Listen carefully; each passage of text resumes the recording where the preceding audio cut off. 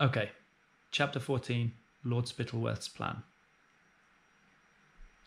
When the fog cleared at last, it revealed a very different party of men to those who had arrived at the edge of the marsh an hour earlier. Quite apart from their shock at the sudden death of Major Beamish, a few of the royal guard were confused by the explanation they'd been given. Here were the two lords, the king, and the hastily promoted Major Roach, all swearing that they'd come face to face with a monster that all but the most foolish men had dismissed for years as just a fairy tale. Could it really be true that beneath the tightly wrapped cloaks, Beamish's body bore the tooth and claw marks of an Ickabog? "Are you calling me a liar?" Major Roach growled into the face of one young private. "Are you calling the king a liar?" barked Lord Flapoon. The private didn't dare question the word of the king, so he shook his head. Captain Goodfellow, who'd been a particular friend of Major Beamish's, said nothing. However, there was such an angry and suspicious look on Goodfellow's face that Roach ordered him to go and pitch the tents on the most solid bit of ground that he could find, and be quick about it, because the dangerous fog might yet return. In spite of the fact he had a straw mattress, and that blankets were taken from the soldiers to ensure his comfort, King Fred never spent a more unpleasant night. He was tired, dirty, wet, and above all, he was frightened. "What if the Ickabog comes looking for us, Mr. Spittleworth?" Lord Spittleworth, the king whispered in the dark. "What if it tracks us by our scent? It's already had a taste of poor Beamish. What if it comes looking for the rest of the body?" Spittleworth attempted to soothe the king. "Do not fear, your majesty. Roach has ordered Captain Goodfellow to keep a watch outside your tent. Whoever else gets eaten, you will be the last." It was too dark for the king to see Spittleworth grinning. Far from wanting to reassure the king, Spittleworth hoped to fan the king's fears. His entire plan rested on a king who not only believed in an Ickabog, but was scared it might leave the marsh to chase him. The following morning, the king's party set off back to Jeroboam. Spittleworth had sent a message ahead to tell the mayor of Jeroboam that there had been a nasty accident at the marsh, so the king didn't want any trumpets or corks greeting him. Thus, when the king's party arrived, the city was silent.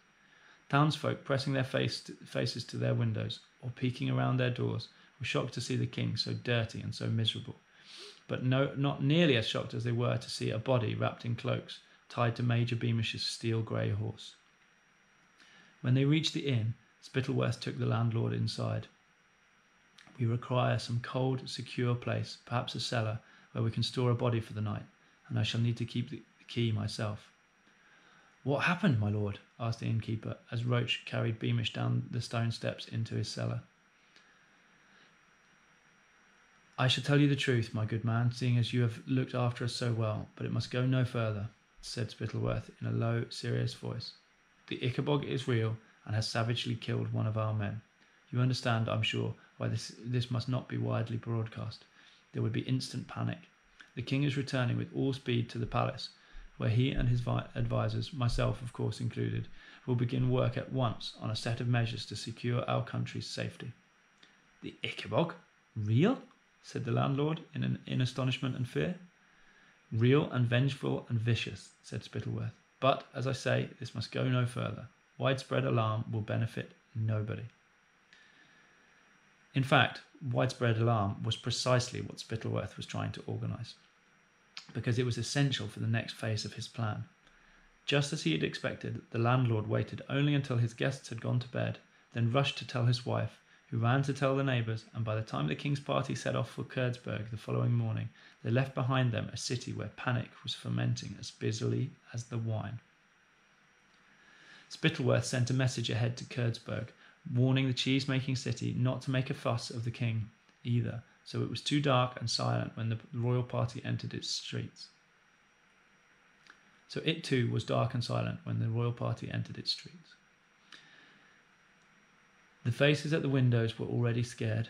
It so happened that a merchant from Jeroboam with an especially fast horse had carried the rumour about the Ickabog to Kurdsburg an hour previously.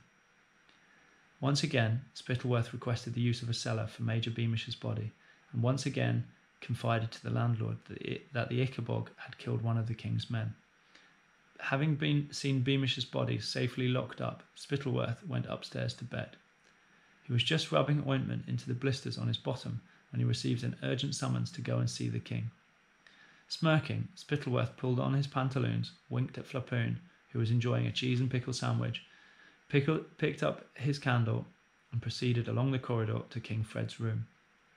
The king was huddled up in bed wearing his silk nightcap, and as soon as Spittleworth closed the bedroom door, Fred said, "Spittleworth, I keep hearing whispers about the Ickabog. The stable boys were talking, and even the maid who just passed my bedroom door. Why is this? How can they know what happened?"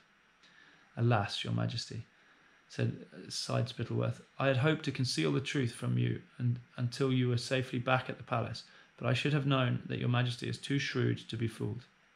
Since we left the marsh, sire, the Ickabog has, as your majesty feared, become much more aggressive." "Oh no," whimpered the king. "I'm afraid so, sire, but after all, attacking it was bound to make it more dangerous." "Who attacked it?" said Fred. "Why, you did, your majesty. Roach tells me your sword was embedded in the monster's neck when it ran. When your majesty... I'm sorry, your majesty, did you speak?" The king had, in fact, let out a sort of hum, but after a second or two he shook his head. He'd considered correcting Spittleworth. He was sure he'd told the story differently, but his horrible experience in the fog sounded much better the way Spittleworth told it now, that he'd stood his ground and fought the Ickabog, rather than simply dropping a sword and running away. "But this is awful, Spittleworth," whispered the king. "What will become of us all if the monster has become more ferocious?" "Never fear, your majesty," said Spittleworth, approaching the king's bed, the candlelight illuminating his long nose and his cruel smile from below. "I intend to make it my life's work to protect you and the kingdom from the Ickabog." "Thank you, Spittleworth. You are a true friend," said the king, who was deeply moved, and he fumbled to extract a hand from the eiderdown and clasped the hand of the cunning lord.